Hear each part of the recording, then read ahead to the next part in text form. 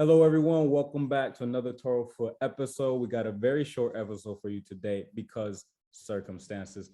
Unfortunately, today we have no Phil, no Renault with us, but we still have IK and myself, and we hope to just get down to talking. And unfortunately, we were not, when we made the topics for today's episode, we were not expecting to be talking about this at all, but this is definitely something that needs to be talked about. It is what is going on in the NWSL in the US. And first things first, we didn't want to get to the point where anytime we mention women's football, it's in regards to what a man has done. This situation, however, needs to be talked about. Needs to be talked about. As we said, we don't have much time today. We won't get into everything. And we're still both reading about what's been happening and all of these things. But we got to say, for those of you who haven't heard, I'm sure you have by now, coach, I don't even want to say his name. I don't know if that gives him credit to say his name or not, has been fired for, first off, actually, let's get to Richie Burke that we talked about a few episodes ago, who was suspended by the Washington Spirit. He's been officially fired and now banned from the league for emotional and racist abuse.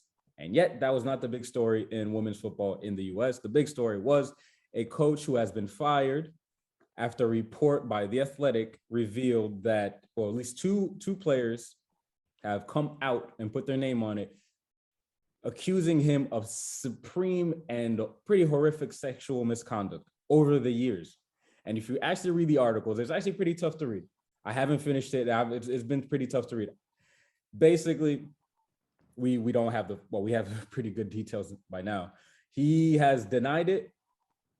But I mean, and usually we say innocent until proven guilty.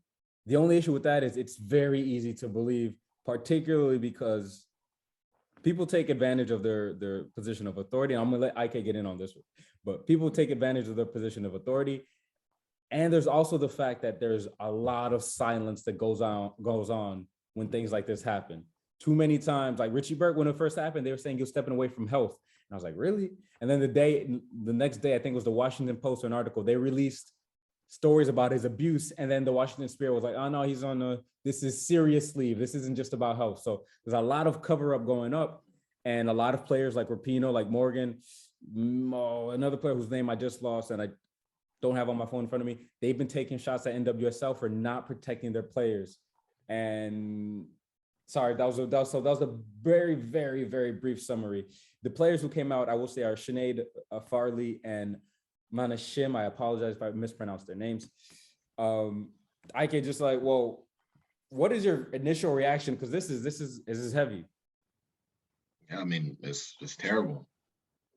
It's terrible. You're a player. You just want to go out and play, and now you have to deal with all these other things that are going on within your team, and worst of all, your coach.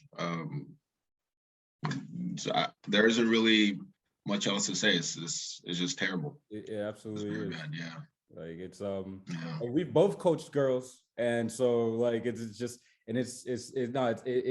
shakes you.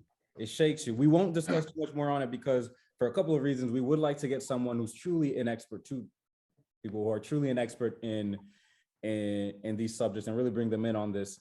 And also we want to do a little bit more of our own research before we discuss, but please do check this out, spread the word, and let's make this better. Let's make this an open place for everyone. Thank you for checking out the ToroFoot Podcast today. I hope you enjoyed it. Hit the like and the subscribe button and check out some of the other videos we have available as well. Thank you very much.